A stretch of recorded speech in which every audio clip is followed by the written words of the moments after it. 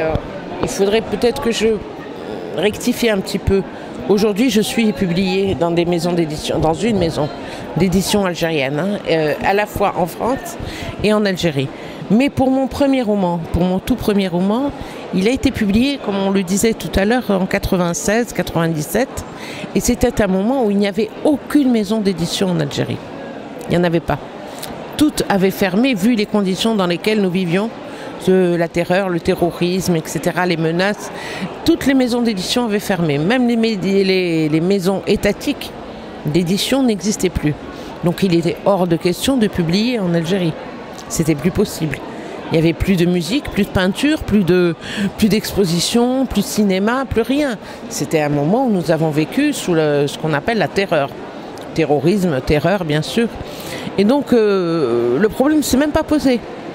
C'est pas un choix que j'ai fait. D'abord, je vous ai dit que c'était une amie qui vivait en France, qui a tenu à ce que je sois éditée, donc en France. Mais même à ce moment-là, il était impossible d'avoir une audience quelconque à ce moment-là. Donc je n'ai pas été publiée en Algérie. C'était pas une question de censure, c'est pas une question de volonté délibérée, question de conditions existantes. Pas d'éditeur, pas de publication. Dans les années 2000, et d'ailleurs, je vais vous dire une chose, j'ai pris un pseudonyme pour pouvoir continuer à vivre dans la ville où je vivais. Donc j'ai pris un pseudonyme, j'ai refusé d'être filmée ou photographiée pour pouvoir continuer à vivre en Algérie. Parce que nous vivions tous sous la menace des intégristes. Et voilà. Donc, et à partir des années 2000, la première fois que j'ai pu me montrer à visage découvert et signer des livres et rencontrer mon public algérien, c'était dans les années 2000. Parce que les choses commençaient à aller un petit peu mieux, on y voyait un petit peu plus clair. Et à partir de 2003, j'ai commencé à être publiée en Algérie.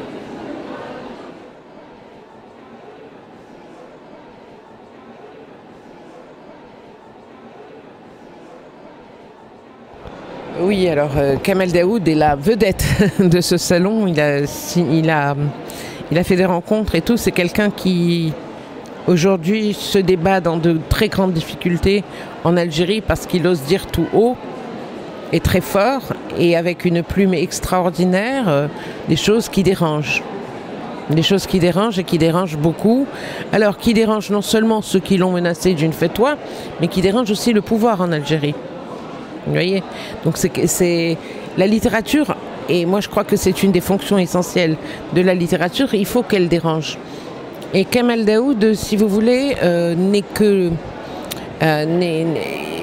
quand on lit les articles qu'écrit, les chroniques qu'il écrit quotidiennement sur le journal, on ne se pose même plus la question de la liberté d'expression en Algérie. Kamel dit exactement ce qu'il a envie de dire, comme il a envie de le dire. C'est ça la liberté d'expression. Et il est publié et il est lu par des milliers de personnes chaque jour. Donc on va dire que cette forme de liberté d'expression de la presse en Algérie est quelque chose qu'on a tout à fait, à laquelle on s'est habitué aujourd'hui. Les caricaturistes algériens comme Dilem, comme Le Hic, qui publient quotidiennement, mais alors quotidiennement, des caricatures sur les journaux algériens, des caricatures dans lesquelles ils n'épargnent personne.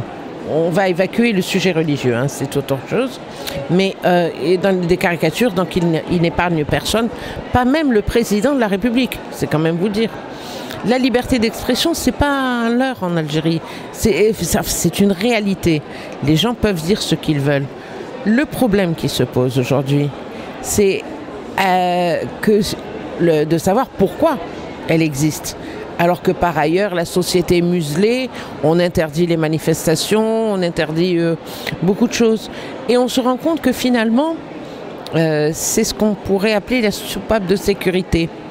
On laisse les gens dire, et puis c'est un alibi aux yeux du monde entier, quand quelqu'un comme Kamel Daoud qui dit ce qu'il dit, et qui vit en Algérie sans être inquiété par le pouvoir, ça prouve bien qu'en Algérie, il y a une liberté d'expression. Mais en même temps, comme Aïssa B raconte une histoire dans laquelle elle met en scène les femmes, etc., qui va la lire en Algérie? C'est une petite, infime partie de la population.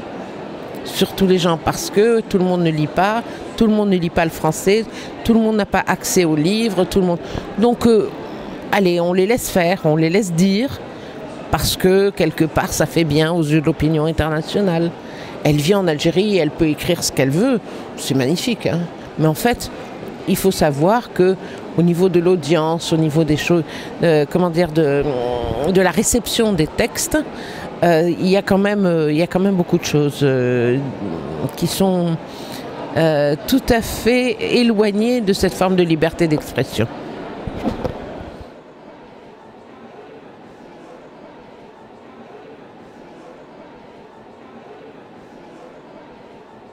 Oui, ça c'est... Je suis contente que vous parliez d'Assia, parce que c'est quelqu'un qui a énormément compté pour moi. Si on fait le tour de la littérature algérienne,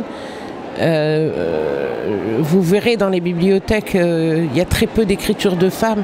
En tout cas, avant cette décennie, la décennie des années 90-2000, c'était surtout des hommes.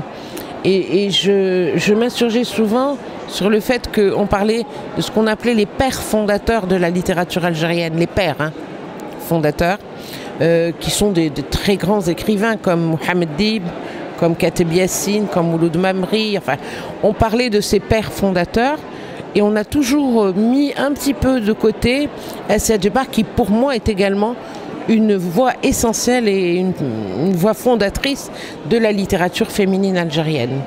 Je dis féminine sans parler, je n'évoque pas les spécificités. Pour moi, littérature féminine, c'est littérature écrite par des femmes, c'est tout, hein, dans ce sens-là. Et moi, j'ai découvert Assia Djebar, j'étais toute jeune, j'avais 12-13 ans.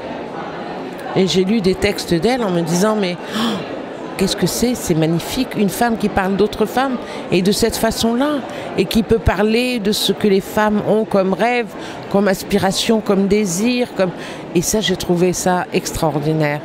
Et elle m'a accompagnée pendant toutes ces années, et c'est quelqu'un que j'ai rencontré, avec qui j'ai parlé, et qui a une écriture magnifique, et une voix qui, bon, tout le monde dit elle n'est plus, elle s'est éteinte et tout, mais vous savez, quand on a laissé derrière soi une œuvre pareille, je crois que la voix ne s'éteint pas, au contraire.